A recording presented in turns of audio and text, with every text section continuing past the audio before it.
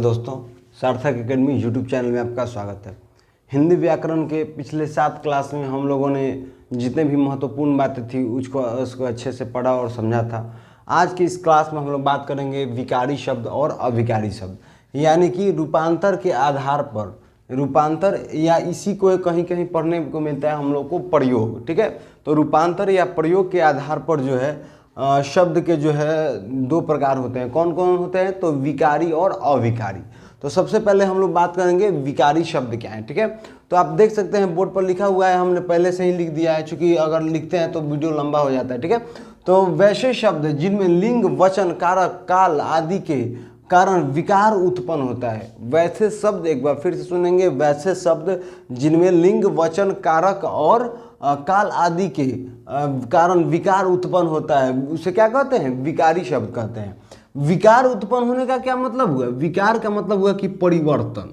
ठीक है, परिवर्तन, यानी कि अगर एक ही शब्द को अगर 1, 2, 3 बार मतलब तरह से लिखा जाए तो उसे क्या कहते हैं? कि परिवर्तन होना, विकार होना।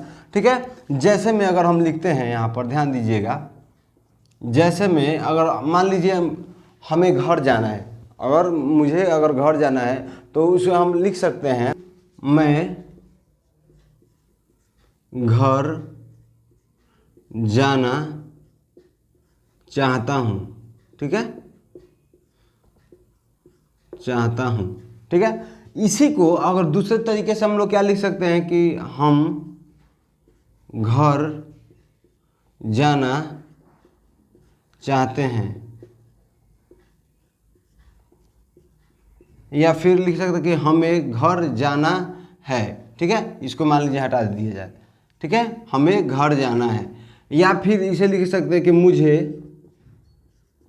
घर जाना है। तो देखिए एक ही शब्द है, जाना कहाँ है? घर ही जाना है। तो इसी को बात किसकी हो रही है? हमारी ही हो रही है। मतलब मैं घर जाना चाहता हूँ, यानी कि हमारी हार्दिक इच्छा है कि मैं घर जाना चाहता हूँ। हमें घर जाना है, यानी कि हमको मतलब हमारे मन में ये इच्छा उत्पन्न हो रही है कि क्या करना है? हमें घर जाना है, मुझे घर जाना है। बात वही है, लेकिन इसके जो है शब्द बदल जा रहे हैं। ठीक है, तो इसे क्या कहेंगे हम लोग? विकारी शब्द कहेंगे। ठीक है, तो आशा करते हैं ये आपको समझ में आ गया होगा। अब चलिए बात करते हैं विकारी शब्द के प्रकार। तो ये आपको ध्यान दीजिएगा कि विकारी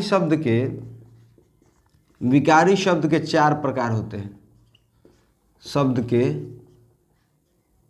4 प्रकार होते हैं।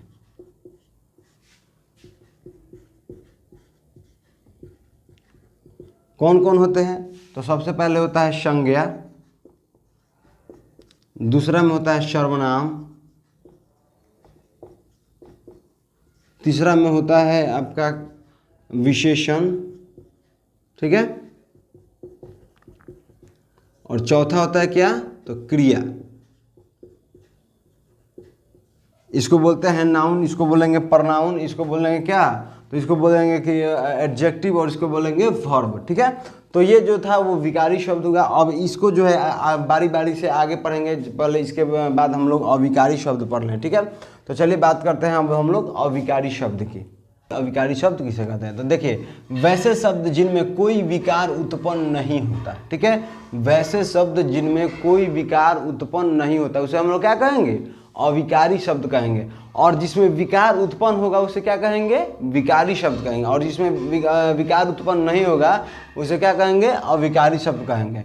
अब ध्यान दीजिएगा, यहाँ पे समझने वाली बात है कि अविकारी शब्द को ही क्या कहते हैं? अवयव कहते हैं। बहुत ही महत्वपूर्ण बात है, विकारी शब्द को ही अव्यय कहते हैं। ठीक है, जैसे में अब चलिए बात करते हैं, जैसे कि मान लीजिए यहाँ पे हम लोग अगर दे दिया जाए कि यहाँ या वह, तो जैसे कि मैं अगर दे रहा हूँ तो मैं को मुझे लिख सकते हैं, हमें लिख सकते हैं, हम लिख सकते हैं। लेकिन अगर वह है तो वह क्या क्या मतलब हो सकता है? कोई और अर्थ लिख सकते हैं, वह को नहीं लिख सकते हैं। यहाँ हो जाएगा, वह हो जाएगा, और हो जाएगा, एवं हो जाएगा। मतलब ये जो शब्द है क्या है? ये सब अविकारी शब्द है। जैसे कि मान लीजिए कि मुझे और राम को घर जाना है। ठीक है, मान लीजिए अगर हम लिख लेते हैं यहाँ पर एग्जाम्पल में, मुझे और राम को घर जाना है, घर जाना है। तब देखिए यहाँ पे और है, अब और के जगह पर मैं क्या लिख सकता हूँ, और कुछ ऐसा तो नहीं हो जाएगा कि मुझे एवं राम को, ये तो गलत हो जाएगा, या मुझे तथा राम को, ये तो गलत हो जाएगा। यहाँ पे जब सूटेबल होगा तो क्या होगा, और ही यहाँ पे लगेगा, ठीक है। तो इसको ध्यान देना है, ये सब बातें हैं जो इसके एग्जाम्पल हैं, सटीक एग्जाम्पल जो आसानी से आपको समझ में आ सकते हैं।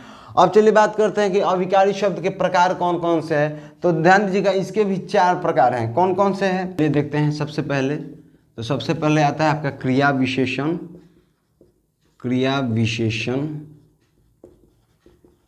उसके बाद आता है आपका संबंध बोधक, उसके बाद आ जाएगा आपका समुच्चय बोधक,